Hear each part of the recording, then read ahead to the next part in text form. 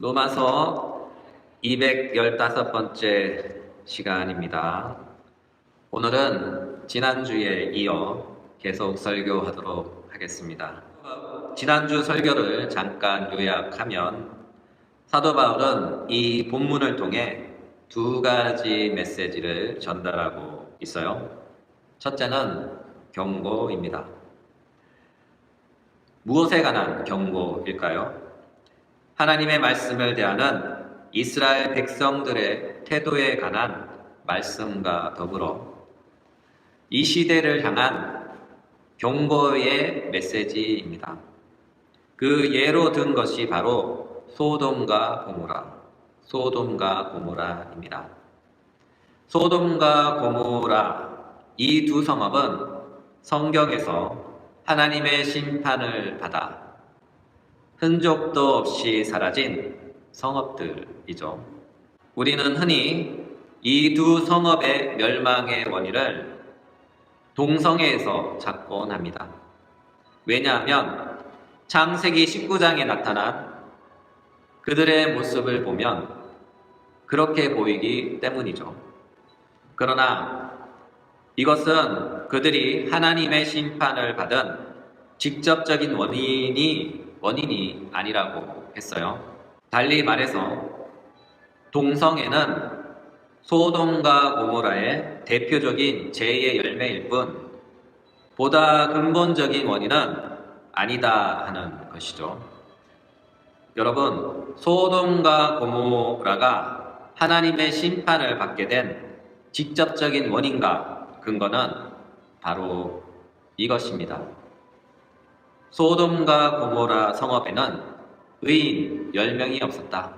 소돔과 고모라 성읍에는 의인 10명이 없었다 하는 사실이죠.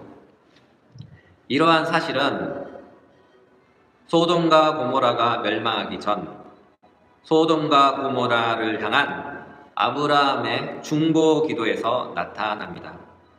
창세기 18장 26절 여호와께서 이르시되 내가 만일 소돔 성읍 가운데에서 의인 50명을 찾으면 그들을 위하여 온 지역을 용서하리라. 창세기 18장 32절 아브라함이 또 이르되 주는 노하지 마옵소서 내가 이번만 더 아뢰리이다. 거기서 10명을 찾으시면 어찌하리이까? 이르시되 내가 10명으로 말미암아 멸하지 아니하리라. 여러분, 이 두 구절을 주목해 보셔요.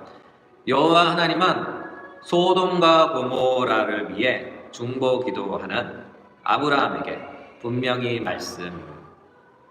말씀하셨죠. 내가 소돔과 고모라에서 의인 10명만 찾는다 해도 나는 그 의인 10명으로 인하여 온 지역, 달리 말해서 소돔과 고모라를 멸하지 않겠다 하셨습니다. 여러분, 한 성읍당 의인 10명이 아니에요. 두 성읍 가운데 의인 10명입니다. 여러분, 소돔과 고모라는 그 당시 매우 큰 성읍이었죠. 그러나 그 성읍 안에는 의인 10명이 없었던 거예요. 이와 같은 이유로 여호와 하나님은 그 성읍들을 멸하신 것이죠. 따라서 소돔과 고모라 성읍에서 성행했던 동성애는 단지 죄의 열매일 뿐 그것 때문에 하나님께서 그 성읍들을 멸하신 것이 아니라 그 성읍 안에 의인 10명조차 없었던 까닭에 여호와 하나님은 그 성읍들을 용서하지 아니하시고 이 땅에서 소돔과 고모라를 영원히 완전히 멸망시킨 것입니다. 그러므로 소돔과 고모라에 대한 하나님의 심판의 직접적인 원인과 그 근거는 바로 그 땅에 의인 10명조차 없던 세상 환경, 달리 말해서 공의가 항폐화되고 정의가 메말라 사막화된 세상 풍토가 되었을 때 하나님께서 그 땅을 용서하지 않으시고 신속하게 정확하게 철저히 멸망시키십니다. 이와 같은 사실로 인하여 어느 시대이든지 나라라 불리는 그 땅에 공의가 사라지고 정의가 메말라 하나님이 찾으시는 의인 10명조차 없는 의가 사라진 척박한 세상이 되었을 때 하나님은 그 땅을 반드시 심판하십니다. 여러분, 이 사실을 두렵고 떨림으로 받으시길 바랍니다. 또한 귀 있는 자는 들으시기 바랍니다. 그렇다면 소돔과 고모라가 어쩌다 그런 세상이 되었을까요? 우리는 그 성읍들이 어쩌다 그렇게 되었는지 잘 모릅니다. 그러나 사도 바울이 인용한 성경 구절을 통해 어렴풋하게나마 그들의 세상을 유추해 볼 수 있습니다. 본문은 말씀하시죠. 로마서 9장 29절. 또한 이사야가 미리 말한 바 만일 만군의 주께서 우리에게 씨를 남겨두지 아니하셨더라면 우리가 소돔과 같이 되고 고모라와 같았으리로다 함과 같으니라. 이 본문은 사도 바울이 구약 성경인 이사야서를 인용한 말씀입니다. 이사야서를 보면 이런 말씀이 있어요. 이사야서 1장 10절부터 17절 제가 읽도록 하겠습니다. 너희 소돔의 간원들아 여호와의 말씀을 들을지어다. 너희 고모라의 백성들아 우리 하나님의 법에 귀를 기울일지어다. 여호와께서 말씀하시되 너희의 무수한 재물이 내게 무엇이 유익하뇨? 나는 순양의 번제와 살찐 짐승의 기름에 배불렀고 나는 수송아지나 어린 양이나 순념소의 피를 기뻐하지 아니하노라. 너희가 내 앞에 보이러 오니 이것을 누가 너희에게 요구하였느냐? 내 마당만 밟을 뿐이니라. 헛된 재물을 다시 가져오지 말라. 분향은 내가 가증히 여기는 바요.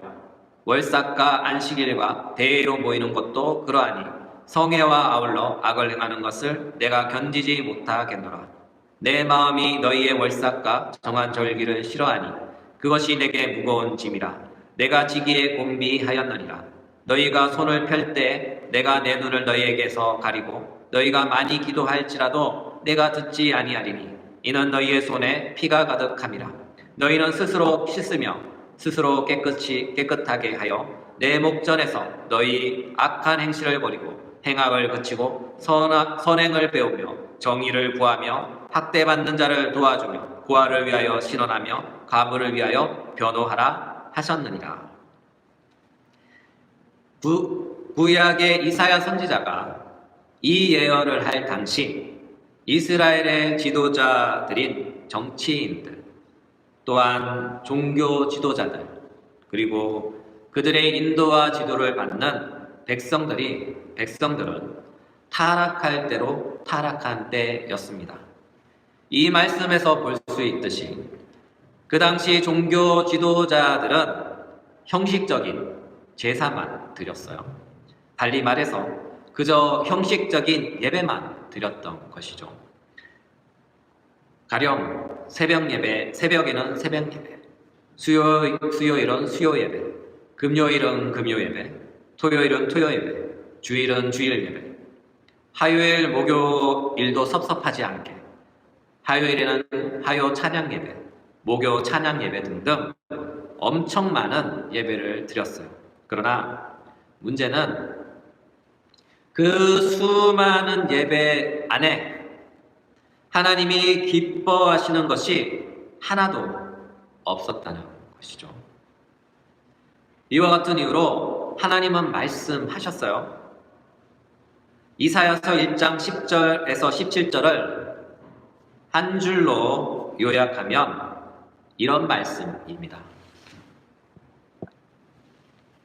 이런 말씀이 됩니다. 예배는 이제 그만. 예배는 이제 그만. 우리 주님은 말씀하시죠. 1장 11절. 너희의 무수한 재물이 내게 무엇이 유익하뇨? 나는 기뻐하지 않는다. 1장 12절. 너희가 내 앞에 보이러 오니 이것을 누가 너희에게 요구하였느냐? 내 마당만 밟을 뿐이니라. 13절부터 핵심만 요약하면 이렇습니다. 더 이상 헛된 예배, 절기 행사는 하지 마라. 나는 이런 것들을 매우 싫어한다. 달리 말해서 너희가 헛되게 드리는 새벽 예배, 수요 예배, 금요 예배, 주일 예배, 절기 예배 등등 모두 다 그만해 라고 말씀하시는 것이죠. 그렇다면 하나님이 기뻐하시는 예배가 무엇일까요? 성경은 말씀합니다. 요한복음 4장 23절에서 24절. 아버지께 참되게 예배하는 자들은 영과 진리로 예배할 때가 오나니 곧 이때라. 아버지께서는 자기에게 이렇게 예배하는 자들을 찾으시느니라. 하나님은 영이시니 예배하는 자가 영과 진리로 예배할지니라. 이 구절에서 영은 마음을 뜻하고 진리는 올바른 형식을 뜻합니다. 한원하면 하나님을 참되게 예배하는 자들은 올바른 형식에 진실한 마음을 담아 하나님을 예배하는 것이죠. 달리 말해서 그냥 진실한 마음 없이 드린 모든 예배들은 헛된 예배다. 왜냐하면 하나님께서 그 예배는 안 받으시기 때문입니다.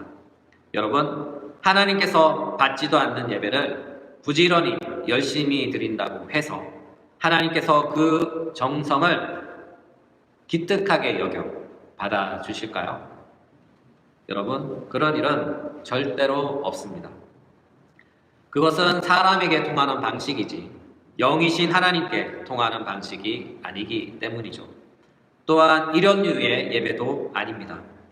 하나님께 예배드리는 마음이 중요한 거지 그 형식이 뭐가 이렇게 중요해? 라고 하면서 마음대로 그 형식을 변형시켜 예배 드린다면 하나님께서는 그 예배 또한 받지 않으십니다. 이 사실을 꼭 기억하시기 바랍니다. 이와 같은 이유로 우리는 한 번의 예배를 드릴지라도 하나님이 정하신 방식을 따라 그 방식에 우리의 온전한 마음을 담아 마음을 다하여 예배를 드린다면 하나님은 그 예배를 기쁘시게 받으시는 줄 믿으시기 바랍니다.